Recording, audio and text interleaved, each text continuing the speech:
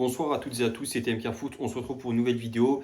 Défaite du PSG contre le Sporting, défaite à 2-1 au stade du club de Lisbonne. Dans leur stade, vous avez compris, je vais pas refaire l'intro et vous avez compris de quoi je parle. On a perdu ce soir en Ligue des Champions. Avant-dernière journée de Ligue des Champions, on a perdu. La conclusion, on la fera après, mais c'est très très très frustrant. C'est même au-delà de frustrant en fait. Mais on y reviendra progressivement pendant cette vidéo. Donc, dans ce débrief, on va faire comme d'habitude. On va voir les compositions des deux équipes. On va parler du match au fur et à mesure, comment il s'est passé, même si je ne sais pas si je vais réussir à tenir là-dessus. Peut-être que je vais dire juste ce qui me passe par la tête. Les tops, les flops, s'il y en a. Euh, je sais même pas si si j'ai des noms à citer ou c'est un collectif. Et ensuite, la conclusion. Conclusion, que penser de ce match, autant pour le Sporting que pour le PSG, surtout pour le PSG. Donc forcément, comme on est une chaîne qui soutient le PSG, on va essayer de parler de nous, mais également pour le Sporting, s'il y a des choses à dire, et il y en a quand même des choses à dire. Donc pour la composition du Sporting, je vous la mets ici. K2-3-1, si je dis pas de bêtises, avec Rui Silva au cage. Sur les côtés, on a Mangas et Fresneda, le jeune joueur espagnol.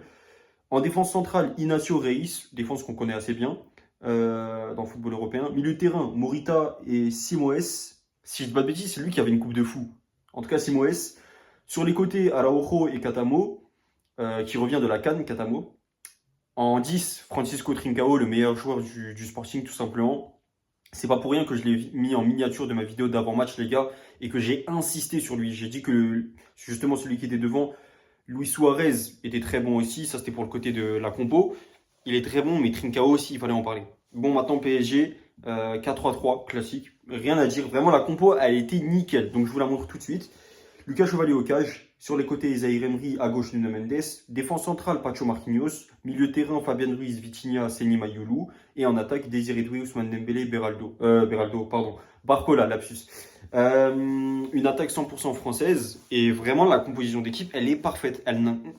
On peut rien reprocher à Luis Enrique, parce qu'on avait vu quand même les compos probables. Le Parisien et l'équipe avaient quand même pronostiqué que Zabarni allait débuter le match en tant que latéral droit. Chose qui n'est pas arrivée, Dieu merci, c'est pas arrivé. Mais malgré ça, tu perds le match. En fait, c'est frustrant parce que malgré ça, tu te dis, mais la compo, elle est nickel. Moi, je vous ai dit dans la vidéo d'avant-match, je veux pas faire de compo parce que j'ai confiance en Luis Enrique. Fais ce que tu veux, mets Mayulu, mets d'autres joueurs et tout s'il faut au milieu de terrain. Tu mets et Mayulu et Zaire Emery qui montent au milieu de terrain, c'est parfait. Le match commence très bien.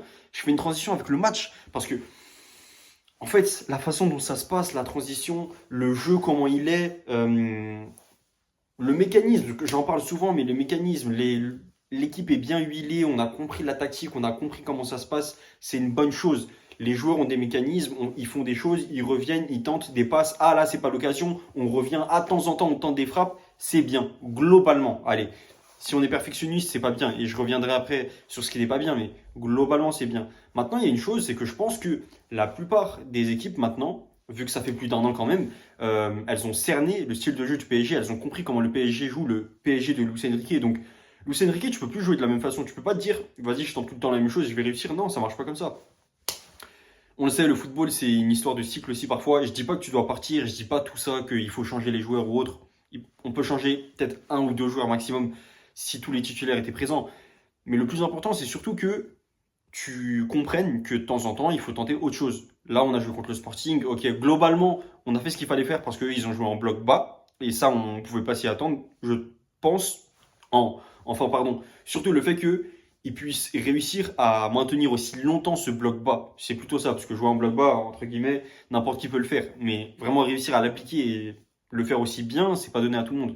Donc là-dessus, il faut quand même, qu'on le veuille ou non, si on prend du recul, il faut féliciter les joueurs du Sporting de l'avoir très bien fait. Les Portugais, ils ont été bons là-dessus. Mais nous, de notre côté, ça n'a pas été bon. Qu'est-ce qui n'a pas été bon, justement? C'est le fait que certains joueurs, on a compris, Luis Enrique, c'est tu leur laisses quartier libre. Ils font ce qu'ils veulent, comme ils veulent. Ok, notamment, et j'ai l'impression que c'est le joueur phare, en tout cas parmi les titulaires ce soir, avec qui ça a été le cas, Désiré Doué. Désiré Doué, ce soir, pas que ce soir, vous le savez si vous regardez mes débriefs de façon générale, il n'est pas bon avec le PSG. Il n'est pas bon. Pourquoi? Parce qu'il a trop de liberté. Trop de liberté. Un joueur technique, un joueur qui est, voilà, électron libre, comme on dit. Il a de la liberté, c'est bien. Ryan Cherki, il a de la liberté à Manchester City. Ousmane Dembélé avec nous, il a de la liberté. Mbappé, il a de la liberté au Real Madrid. On va pas vous citer tous les joueurs. Il y en a plein. Moussiala au Bayern, même s'il est blessé, il commence à revenir petit à petit. Il a de la liberté au Bayern aussi. Tous les joueurs ont de la liberté, les joueurs créatifs comme ça, les joueurs qui sont techniques, dribbleurs, tout ça, vous avez compris de quel type de joueur je parle. Évidemment qu'on leur laisse de la liberté, c'est normal et c'est bien pour eux, c'est bien pour l'équipe de façon générale parce qu'ils peuvent créer des exploits, du spectacle. Ce sont des bonnes choses, il faut que ça arrive dans le football. Mais si tu le fais avec autant de liberté sans leur dire, bon voilà, tu as la liberté mais dans un certain cadre, forcément le mec il fait n'importe quoi, il fait n'importe quoi. Et ça fait au moins 2 mois, je reste gentil, hein, ça fait au moins 2 mois que Désiré Doué il joue mal comme ça. Parce que Désiré Doué il joue mal. En plus de ça, Désiré Doué, je sais que c'est extra sportif ce que je vais dire, mais je suis obligé. Je suis obligé. J'ai besoin de le dire. Débrief à chaud, donc je dis à chaud ce qui me passe par la tête. Désiré Doué, quand tu viens avec des casquettes à l'envers, des casquettes swag ou je sais pas quoi là, pour venir au match, tu peux être. C'est ta dégaine, habille-toi comme tu veux, je m'en fiche, ça te regarde, c'est ta vie. Mais une fois que tu commences à venir comme ça pour aller au stade, tu dois en assumer les conséquences. Tu sais que derrière, TMK Foot, il va terminer. J'ai pas de buzz, c'est pas grave, moi je vais terminer quoi qu'il en soit. Tu viens avec cette dégaine-là. Derrière, fais un bon match. T'as intérêt à faire un bon match quand tu viens avec des dégaines comme ça. C'est pas le cas en plus, mais qu'est-ce qu'il te faut? En fait, ne joue plus. Et très sérieusement, je le dis, je l'ai pensé pendant le match, très très honnêtement, je le dis, pour son bien, pour le bien du football, pour le bien du PSG, pour le bien de tout le monde, pour le bien de tout le monde, vraiment, même si on pense par rapport à l'équipe de France, ce qui va se passer prochainement, la Coupe du Monde, etc., je le dis dans le bien de tout le monde, Désiré Doué, s'il continue à jouer comme ça, encore 1 ou 2 matchs maximum, il faut le prêter. Les 6 prochains mois, Désiré Doué, il faut le prêter. Je suis désolé. Désiré Doué, c'est un joueur, il ne faut pas oublier, hein. C'est un joueur qui vient de Rennes, qui a fait à peine 1 saison et demie, qui vient au PSG. Les 3 premiers mois, 4 premiers mois, il met du temps à démarrer. C'est normal, c'est normal. Je ne l'en veux absolument pas. Même moi, j'étais le premier impatient à me dire, mais je veux voir ce qu'il donne, ce petit. Je veux voir ce qu'il a dans le ventre. On l'a pas vu, ça a mis énormément de temps. Luis Enrique, il lui a pas donné sa confiance facilement. Mais tant bien que mal, au final, Désiré Doué a joué. On voit, voilà, les matchs s'enchaînent en Ligue 1. Contre Aston Villa, là, ça a été la révélation. Contre Liverpool, tout ça, tout ça, tout ça. Désiré Doué, il mérite au final sa place. Tu dis, bon, voilà, il fait ça, doublé en finale de Ligue des Champions. En plus, derrière, en Coupe du Monde des clubs, il continue à confirmer, à performer. C'est très bien, c'est excellent. La Ligue 1, en plus, il n'abandonne pas, il continue à être régulier là. Il n'est pas là à minimiser quand même les matchs de Ligue 1. Mais quand tu vois que derrière, il fait ce genre de performance la saison d'après, on est à la deuxième saison, quand même, Désiré Doué, peut-être que c'était un excès de confiance, peut-être qu'il était sur un nuage et que maintenant, il a du mal à en redescendre et à se dire, ok, ça, c'est la réalité, c'est le football de haut niveau, il faut tout le temps être bon à tous les matchs. Ça peut arriver. Peut-être qu'il y a des facteurs extérieurs qu'on ignore encore qui font que mentalement il va pas bien pour X ou Y raison, il n'y a pas de souci là-dessus. Mais Désiré Doué, si tu continues comme ça, moi je dis fermement, il faut te prêter. Sans option d'achat, évidemment. C'est un Désiré Doué, c'est un joueur qu'il faut garder. Mais il faut le prêter. Je dis pas forcément en Ligue 1, on peut le prêter ailleurs, ça me dérange absolument pas. Mais Désiré Doué va ailleurs. S'il faut, on le prête à Villarreal, Betis Séville, des joueurs, des équipes pardon, qui jouent le haut du classement en Liga, c'est bien pour lui. C'est un type de joueur fait pour la Liga. Donc, essayez un peu de voir là-bas ce qui se fait d'autres choses. Ça peut être bien pour lui là-bas, à la première ligue, peu importe, mettez-le où vous voulez, ça me dérange absolument pas. Mettez le piston droit dans l'Inter, ça ne me dérange pas du tout, ça m'est égal. Mais mettez-le ailleurs, faut qu'il se fasse faut qu'il voit ailleurs en fait. Faut qu'il aille voir ailleurs. Mais pour son bien, je le dis vraiment pour son bien et j'insiste là-dessus. Je le dis pas parce que je l'aime pas. C'est quand Désiré Doué m'énerve, c'est parce que Désiré Doué, je sais qu'il est capable de faire mieux. C'est comme quand j'étais beaucoup sur les côtes de Zaïre Emery à un moment, c'est parce que je sais que ce mec est capable de faire mieux. Donc forcément, je vais sur leur côte parce que si on se contente de ça et on se dit Désiré Doué ce soir il a fait un bon match, il y a deux choses. Soit vous êtes des menteurs, soit vous estimez que c'est le plein potentiel de Désiré Doué. Et dans ce cas-là, c'est vraiment sous-estimer Désiré Doué. Chose qui n'est pas mon cas. Désiré Doué, pour moi, ça peut l'être parce qu'il l'a été un moment, mais il peut l'être à long terme, comme l'a été Mohamed Salah, Heung-min Son, Harry Kane, etc. Ça peut être un attaquant l'un des meilleurs du monde, l'un des meilleurs de sa génération. Pour ça, il faut faire quoi? Il faut performer sur minimum 2, 3, 4 saisons. À partir de là, on peut commencer à dire ah, t'as marqué une période, t'as marqué quand même un truc. Là, pour l'instant, Désiré Doué, t'as marqué des mois. Franchement, c'est bien de marquer des mois. C'est vraiment bien, c'est une bonne chose. Mais continue. Tu as 20 ans, tu es jeune, il n'y a aucun problème là-dessus. Il n'y a aucun problème, il ne faut pas mettre la pression. C'est pour ça que je dis ok, maintenant, tu as du mal. Ça fait 2, 3 mois que tu as du mal. Tranquille. Tu continues encore comme ça. Prochaine fois, on te met en prêt. Pour moi, il ne faut pas le mettre remplaçant. Désiré Doué, c'est pas un joueur remplaçant, il n'arrive pas à ça. Personnellement, je trouve qu'il a du mal quand il joue comme ça. C'est un mec titulaire, c'est tout, point final. Donc quand tu le mets, il a intérêt à assurer. Si tu le mets pas, Désiré Doué, tu ne comptes pas sur lui. Et si tu ne comptes pas sur lui, autant le prêter, autant qu'il aille voir ailleurs, qu'il apprenne, qu'il revienne avec un peu de fraîcheur et qu'il se dise bon ok, Là, je reviens, je suis meilleur. Bon, désolé, là, je suis resté un peu trop longtemps sur Désiré Doué, mais parce que beaucoup des actions, surtout en première mi-temps, tournent autour de lui. Il rate énormément de tirs, il tire pour rien, il tire pour rien. Il fait des tirs déviés, il fait des tirs sur l'adversaire, des tirs même pas cadrés, des pétards qui vont en dehors du stade. Désiré Doué, t'as pas à faire tout ça, t'as pas besoin de faire tout ça. Je pense que facile, un tiers des tirs qu'on fait viennent de toi. C'est énorme. T'imagines, il y a 11 joueurs, il y a peut-être 12, 13, 14 joueurs au final qui rentrent sur le terrain côté Paris Saint-Germain. Et toi, tu as un tiers des tirs à toi. J'ai pas regardé les statistiques et j'ai pas besoin de regarder les statistiques. Là, ce que je vous dis, c'est mentalement de ce que je vois. C'est pas normal et c'est vraiment pas normal. Et Désiré, je suis désolé de rester aussi longtemps sur Désiré Doué, mais c'est parce que c'est un joueur qui me fatigue. C'est un joueur qui me fatigue.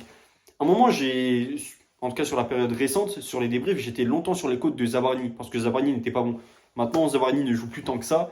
Mais tant bien que mal, il y a d'autres joueurs qui nous posent des problèmes. Et l'autre joueur qui nous pose un problème ce soir, c'est forcément, comme je vous l'ai dit, Désiré Doué. Parce que ce qu'il a fait, en fait, on peut se dire que c'est rien. Mais tu plombes le match. Tu plombes le match. Luis Enrique, je l'ai dit dans ma vidéo verticale, vous pouvez aller voir dans les shorts que dans la vidéo, ça sortira juste après. Mais en fait, Désiré Doué, pour moi, Luis Enrique, il a bien fait de te faire jouer. C'est un test. Il faut que tu joues. C'est un match de Ligue des Champions. Peut-être que tu as besoin d'un peu de fraîcheur. Regarde ce que tu donnes en échange. Tu penses vraiment que le prochain match, tu vas être titulaire? Je l'espère du plus profond de mon cœur que le prochain match, tu sois remplaçant ou même pas sur le banc. Et je le dis pour son bien, je le dis vraiment pour son bien. J'insiste là-dessus parce que je le dis avec bienveillance, parce que Désiré Doué, tu es un joueur qui mérite de faire de grandes choses. Tu es un joueur qui mérite, au vu de ton professionnalisme, de faire une grande carrière.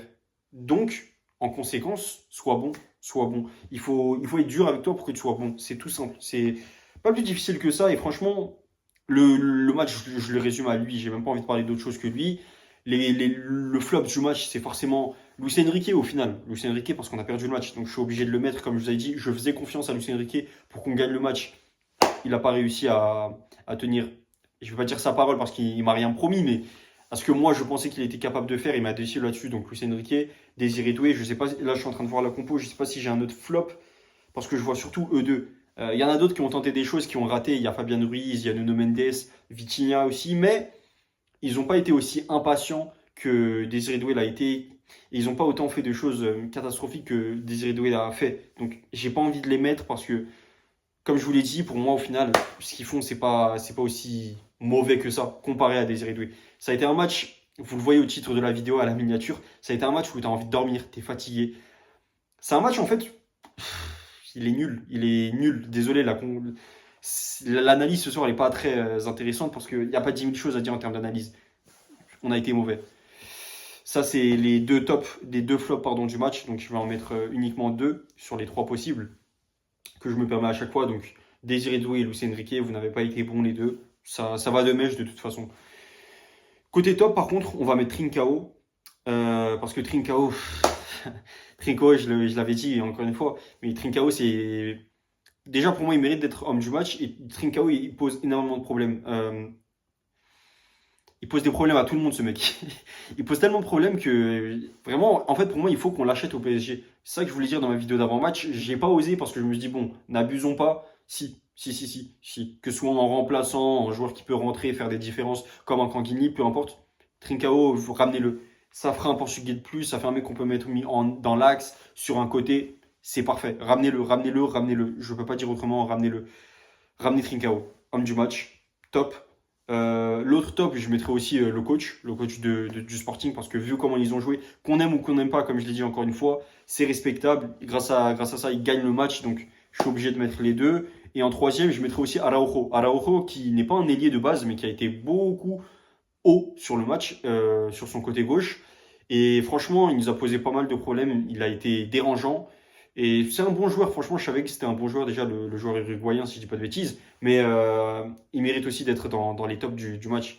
Je suis obligé de mettre trois personnes liées au Sporting Club parce que nous, ce soir, on a été vraiment paresseux. Paresseux, je ne peux pas le dire autrement, on a été paresseux. Hormis Nuno Mendes, quand même, qui s'est donné les moyens sur beaucoup d'actions. Et lui, il continue de bien performer, d'être régulier de façon générale, Nuno Mendes. Mais de façon générale, le PSG, on a été paresseux. Qu'est-ce qui a fait que ça a été vraiment le cas? Il faut demander à Luis Enrique, c'est à lui d'en assumer les conséquences et la responsabilité, mais ça, j'aurais pas la réponse.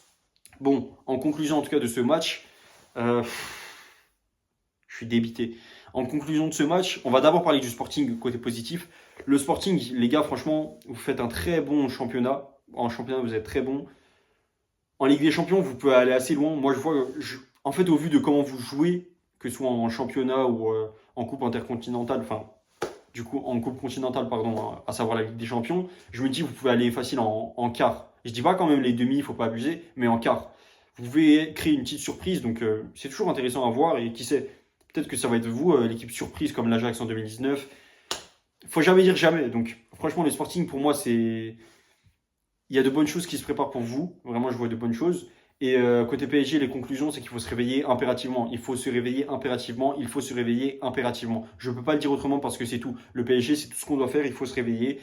Ça fait trop de matchs qu'on perd, que ce soit en Ligue 1, en Coupe de France, en Ligue des Champions. Ça y est, en veux-tu, en voilà. J'ai l'impression que tous les matchs que je fais du PSG, que je débriefe, soit je suis énervé, soit on est en train de perdre, soit c'est des matchs nuls.